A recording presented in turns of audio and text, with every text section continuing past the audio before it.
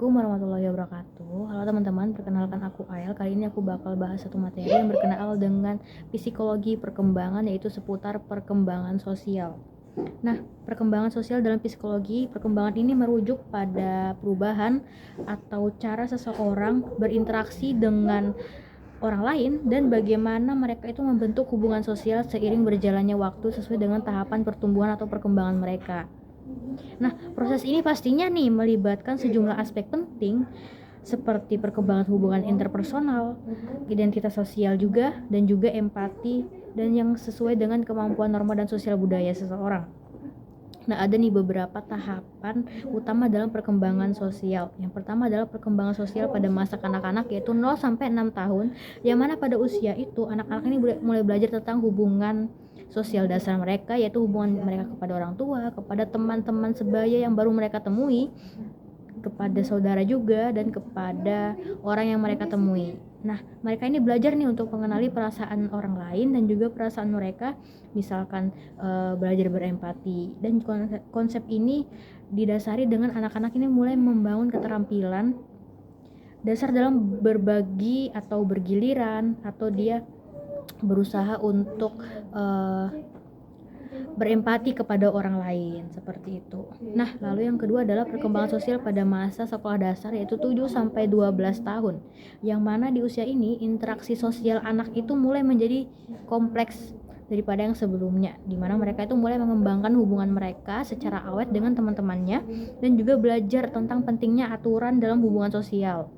Nah, di sini anak-anak ini mulai nih memahami bagaimana peran mereka sebagai makhluk sosial yang berbeda dengan bagaimana mereka itu menyesuaikan diri dengan kelompok sosial mereka yang lebih besar, seperti kelompok teman sekelas yang mungkin lebih dari 10 orang.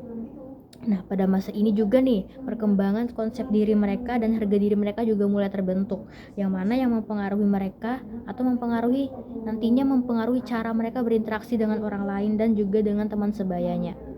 Lalu yang ketiga adalah perkembangan sosial pada masa remaja, yaitu 13 sampai 19 tahun.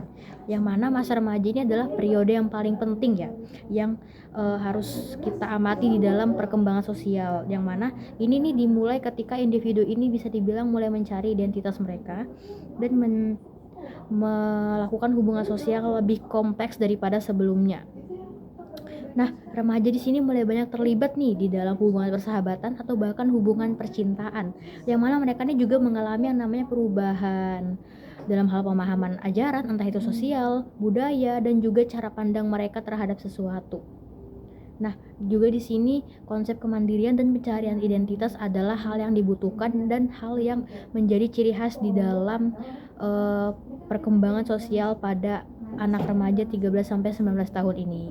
Nah, lalu yang selanjutnya adalah perkembangan sosial pada usia dewasa awal, yaitu 20 sampai 40 tahun.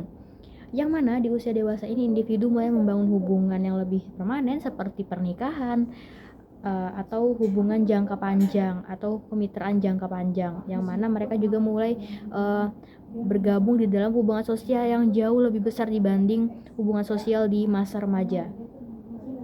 Nah, lalu yang selanjutnya adalah perkembangan sosial pada dewasa tengah, yaitu 40 sampai 60 tahun, yang mana mereka ini sudah mulai merefleksikan atau mencapai yang namanya target hidup mereka, seperti itu.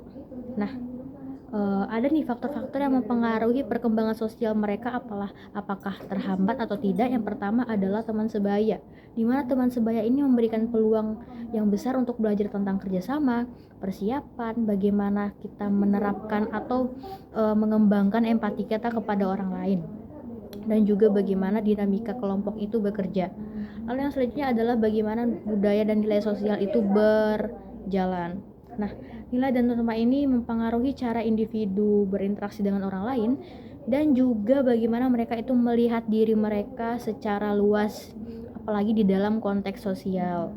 Lalu yang selanjutnya adalah kondisi ekonomi dan juga sosial, yang mana ini berpengaruh banget nih dalam perkembangan sosial, dimana mungkin mereka yang memiliki kondisi ekonomi yang cukup itu mungkin bisa nih yang namanya memiliki perkembangan emosional yang cukup drastis ya, meningkat drastis dibanding dengan orang yang memiliki ekonomi yang pas-pasan, seperti itu. Jadi secara keseluruhan, perkembangan sosial ini adalah proses yang sangat dinamis yang terus berubah seiring berjalannya waktu sesuai dengan tahapan perkembangan kita. Oke, mungkin itu dulu materi aku tentang perkembangan sosial di dalam ranah psikologi perkembangan. Sekian dari aku. Wassalamualaikum warahmatullahi wabarakatuh.